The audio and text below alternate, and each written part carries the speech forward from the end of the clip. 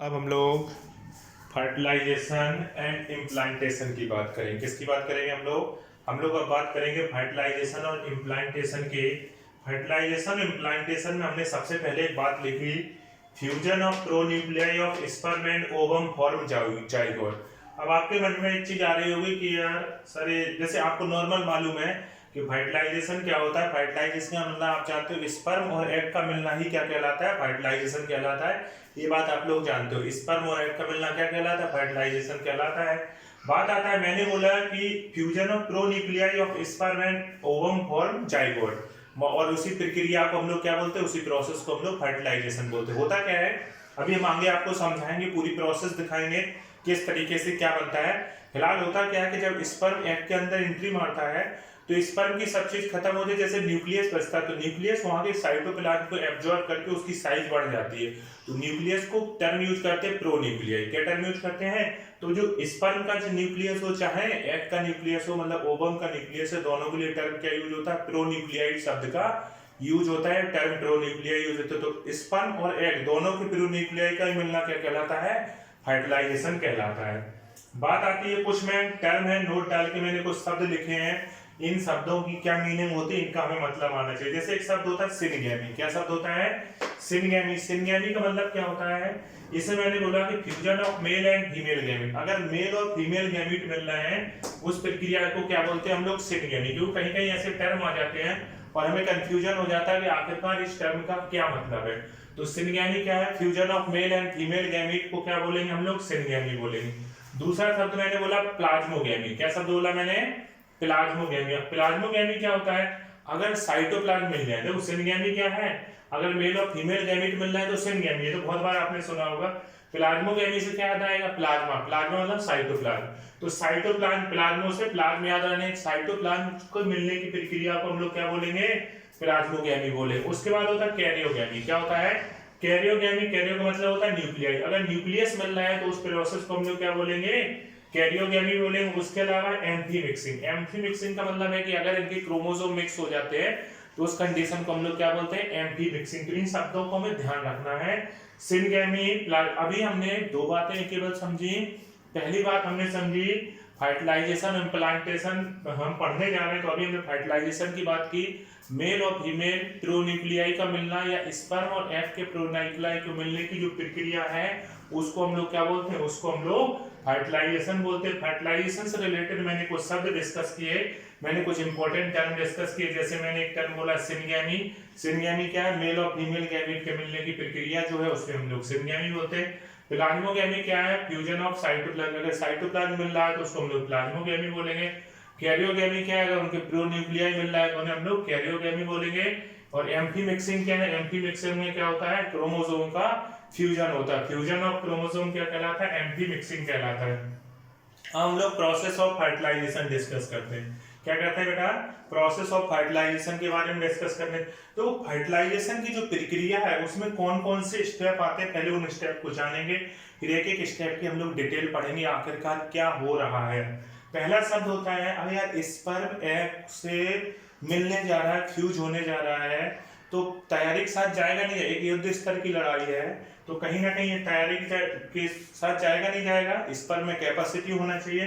तो पहला जो है मतलब कि एग को फर्टिलाइज करने की, तो पहला जो स्टेप होता है वो होता है कैपेसिटेशन। क्या स्टेप है, पहला स्टेप फर्टिलाइजेशन का पहला स्टेप है कैपेसिटेशन। कैपेसिटेशन का मतलब होता है कैपेसिटी। कैपेसिटेशन का मतलब क्या होता है, कैपेसिटी। आखिरकार स्पर्म किस तरीके की अपनी कैपेसिटी के द्वारा एग को फर्टिलाइज करेगा। तो इसमें मैंने लिखा है कि कोलेस्ट्रॉल कैप रिमूव। स्पर्म का जो एक्रोसोम एरिया होता है, आपको मालूम बहुत सेंसिटिव एरिया होता है, उसके ऊपर क्या होता है, कोलेस्ट्रॉल होता है। क्या पाया जाता है, कोलेस्ट्रॉल।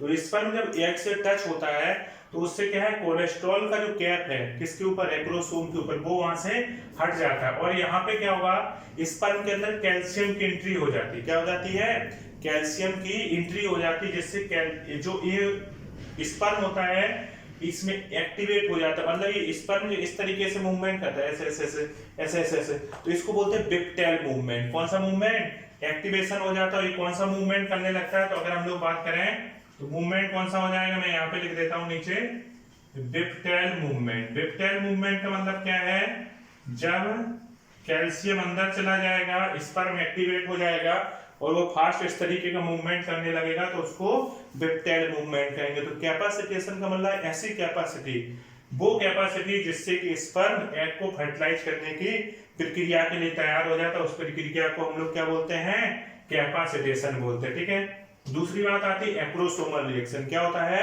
Acrosomal reaction? देखो एक्रोसोमल रिएक्शन की अगर हम लोग बात करें, ये मैंने बोला अब यार कैपेसिटी तो आ गई स्पर्म को एग को फर्टिलाइज करने की, अब मैंने बोला एक्रोसोमल रिएक्शन। एक्रोसोमल रिएक्शन का मतलब क्या है कि आपको याद आ रहा होगा स्पर्म का फिगर, स्पर्म के फिगर में आपने देखा होगा जो मोर सेंसिटिव सिस्टम था, मोर सेंसिटिव चीज थी वो क्या थी, एक्रोसोम थी, हेड रीजन में आपने देखी थी।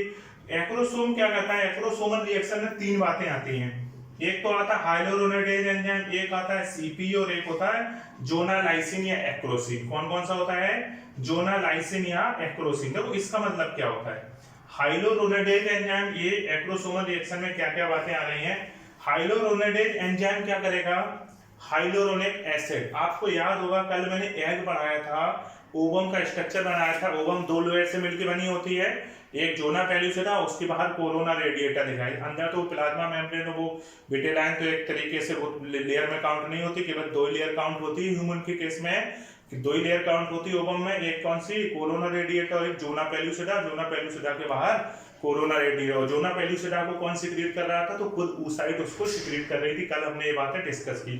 आज हम जो बात कर रहे हैं, आज हम बोल रहे हैं आपसे कि एक्रोसोमल रिएक्शन में क्या क्या चीज आएगी, एक तो आएगा हाइलोरोनेडेज एंजाइम, एक आएगा सीपी।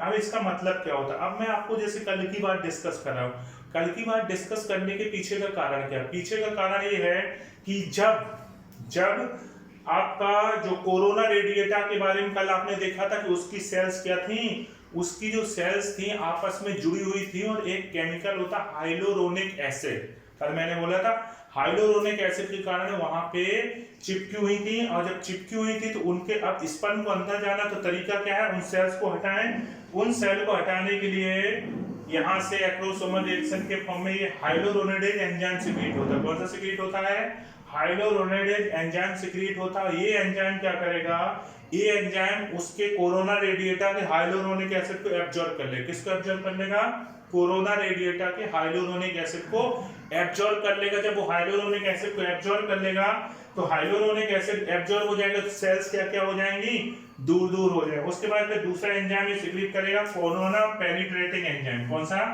Corona penetrating enzyme. आजकल कोरोना के बारे में बहुत चल रहा है, कोरोना वायरस मत समझ लेना, कोरोना रेडिएटा लेयर की बात हो रही है।